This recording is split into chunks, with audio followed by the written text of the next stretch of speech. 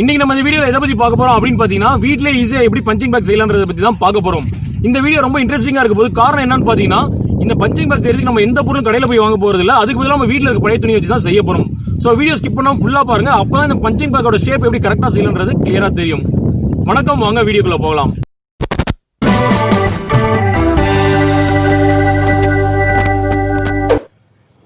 First ஒரு பழைய jeans pant எடுத்து அதோட ஒரு கால் மட்டும் ஃபுல்லாக கம்ப்ளீட்டாக வெட்டி எடுத்துடலாம்.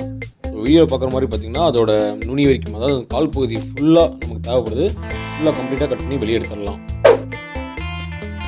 வெட்டி முடித்த பிறகு அந்த பேண்ட்டோட உள்பக்கத்தை நம்ம திருப்பிக்கலாம்.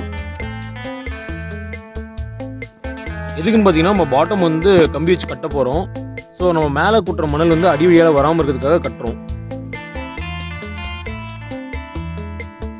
நம்ம கட்டுறதுக்கு என்ன பண்ணுறோம் அப்படின்னு பார்த்தீங்கன்னா ஆல்டர்னேட்டாக மடிச்சிடலாம். இப்போ வீடியோ பார்க்குறவங்க தான் மடிக்கணும். மடிச்சுட்டு கட்டுக்கம்பி வச்சு நல்லா டைட்டாக கட்டிடலாம். இப்போ பேண்ட் நம்ம எப்படி சூஸ் பண்ணணும் அப்படின்னு பார்த்தீங்கன்னா, பேண்ட் பார்த்தீங்கன்னா பழைய பேண்ட்டாக இருக்கலாம், பட் ஆனால் அதில் சின்ன ஓட்டை கூட இருக்கக்கூடாது. ஏன் அப்படின்னா சின்ன ஓட்டை பார்த்தீங்கன்னா நம்ம பஞ்ச் பண்ணும்போது பார்த்தீங்கன்னா அது வெயிட் தாங்க முடியாமல் பெருசாகி அருந்துடும். ஸோ பேண்ட்டு சூஸ் பண்ணும்போது மட்டும் பழைய பேண்ட்டாக இருந்தாலும் சின்ன ஓட்டை கூட இருக்கக்கூடாது. இப்போ கம்பி வச்சு நல்லா முறுக்கியாச்சு. இப்போ பழையபடியே அதை திருப்பிக்கலாம். இப்போ திருப்பின பிறகு பார்த்தீங்கன்னா பாட்டமில் பாருங்கள், நல்லா பார்க்கறதுக்கு வந்து அந்த ரவுண்ட் ஷேப்பில் இருக்கிற மாதிரி இருக்கும். அடுத்ததாக பார்த்தீங்கன்னா இதுக்குள்ள நம்ம மணல் கொட்ட போகிறோம். அதுக்கு முன்னாடி இதுக்குள்ளே ஒரு பிவிசி பைப் வச்சிடலாம். அதாவது இது 4 இன்ச் பைப்பு. நீங்கள் எடுத்துக்கிற பேண்ட் சைஸ்க்கு ஏற்ற மாதிரி நீங்கள் பிவிசி பைப் எடுத்துக்கலாம். உள்ளே கொஞ்சம் கேப் இருக்கணும். இந்த பேண்ட்டு பார்த்தீங்கன்னா இவ்வளோ கேப் இருக்குது. ஸோ அந்த கேப் நடுவில் வந்து நம்ம வந்து பழைய துணி, அதாவது நான் வந்து சாரீ யூஸ் பண்ணிக்கிறேன். ஸோ அது பார்த்தீங்கன்னா ஒரே துணியாக இருக்கும். ஸோ அந்த சாரீ சுற்றும் போது பார்த்தீங்கன்னா இது மாதிரி ஒரு த்ரெட் மாதிரி நல்ல பெரிய கயிறு மாதிரி தெரியும். இதை சுற்றும் போது பார்த்தீங்கன்னா இது மாதிரி தான் இருக்கும். அதாவது அந்த பைப்பு சுற்றி நம்ம சுற்றி அது உள்ளே இறக்கிடணும். ஸோ அப்போ தான் நமக்கு வைக்கிறதுக்கு ஈஸியாக இருக்கும் அந்த பேண்ட்டுக்குள்ளே போகிறதுக்கு. அது ஒவ்வொரு ரவுண்ட் சுற்றின பிறகு இது மாதிரி இன்னொரு பிவிசி பைப் வச்சு உள்ளே அழுத்தி விடலாம். அழுத்து தான் அதாவது பாட்டமுக்கு போய் சேரும். இது எப்படி இருக்கும் அப்படின்னு பார்த்தீங்கன்னா ஸ்ப்ரிங்கு மாதிரி இருக்கும் இந்த துணி. அதுக்கு நடுவில் தான் நம்ம மணல் கொட்டுவோம். இது பார்த்தீங்கன்னா கொஞ்சம் கஷ்டமாக இருக்கும். ஃபஸ்ட் டைம் ட்ரை பண்ணுறப்ப நான் ஒரு 2-3 டைம்ஸ் பண்ண பிறகு தான் வீடியோவில் ரெக்கார்ட் பண்ணேன். அடுத்த சாரி இதே போல் உள்ளே வச்சிடலாம்.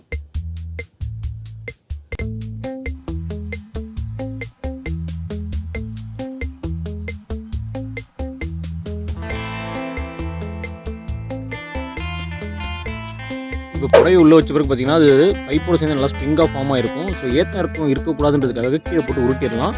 சப்பாத்தி கட்டை உருட்டுற மாதிரி தான். இப்போ பார்த்தீங்கன்னா ஈவனான சைஸ்க்கு வந்துடும்.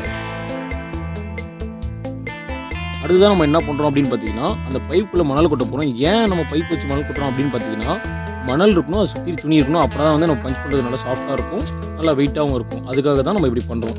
இப்போ பார்த்தீங்கன்னா மணலை ஃபுல்லாக அது உள்ளே கொட்டிடலாம். அந்த பைப்புக்குள்ளே கொட்டும்போது பார்த்தீங்கன்னா ஒவ்வொரு டைம் கொட்ட லைட்டாக அந்த பைப்பை வெளியே எடுத்துகிட்டே இருக்கணும். ஸோ அந்த துணியையும் அந்த இடத்துல இருக்கிறதுக்காக கொஞ்சம் கொஞ்சமாக அழுத்தி நம்ம விடணும்.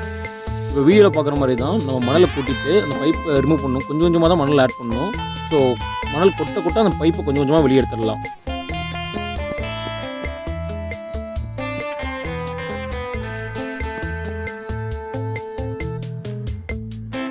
இதே ப்ராசஸ் தான் நம்ம அந்த பேக் ஃபுல்லாகிற வரைக்கும் நம்ம கொட்டிகிட்டே இருக்கணும்.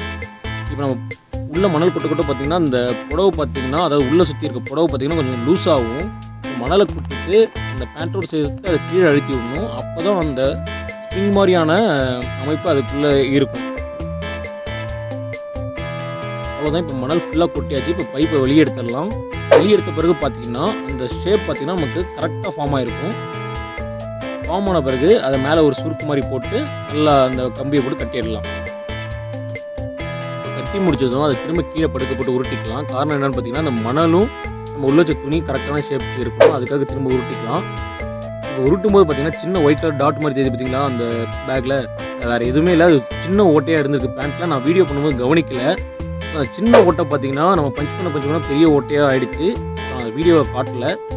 நீங்கள் சூஸ் பண்ணும்போது கரெக்டான பேண்ட் சூஸ் பண்ணிக்கோங்க. அடுத்ததாக பார்த்தீங்கன்னா இது வந்து பழைய கேபிள் ஒயரு.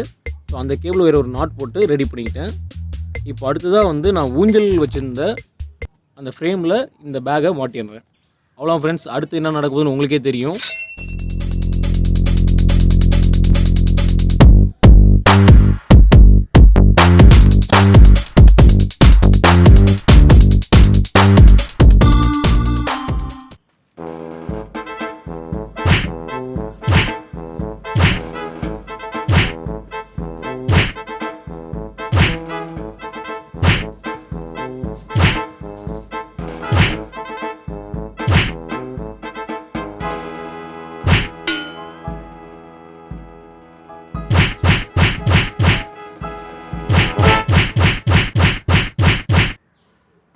ஓகே ஃப்ரெண்ட்ஸ், இந்த வீடியோ பார்த்துருப்பீங்கன்னு நினைக்கிறேன். கண்டிப்பாக உங்களுக்கு பிடிச்சிருக்கும் அப்படின்றதுல எந்த விதமான டவுட்ஸும் கிடையாது. காரணம் என்னன்னு பார்த்தீங்கன்னா, நம்ம செய்யறதுக்கு யூஸ் பண்ணுற பொருள் என்னன்னு பார்த்தீங்கன்னா, நம்ம வீட்டில் இருக்க தேவையான நினைச்ச ஜீன்ஸ் பேண்ட்டு, 2 பழைய புடவையும் கொஞ்சம் மணல் தான் தேவைப்படுச்சு. அதை வச்சு தான் இந்த பஞ்ச் பேக் செஞ்சோம். இது ரொம்ப யூஸ்ஃபுல்லாகவே இருக்குது. நீங்களும் உங்கள் வீட்டில் இருக்க ஜீன்ஸ் பேண்ட்டை வச்சு இது மாதிரி ட்ரை பண்ணி பாருங்க. கண்டிப்பாக ரொம்ப யூஸ்ஃபுல்லாக இருக்கும். இந்த வீடியோ உங்களுக்கு பிடிச்சிருந்தா லைக் பண்ணுங்கள், ஷேர் பண்ணுங்கள். நம்ம சேனல் சப்போர்ட் பண்ணணும்னு நினச்சிங்கன்னா சப்ஸ்கிரைப் பண்ணுங்கள். நன்றி, வணக்கம்.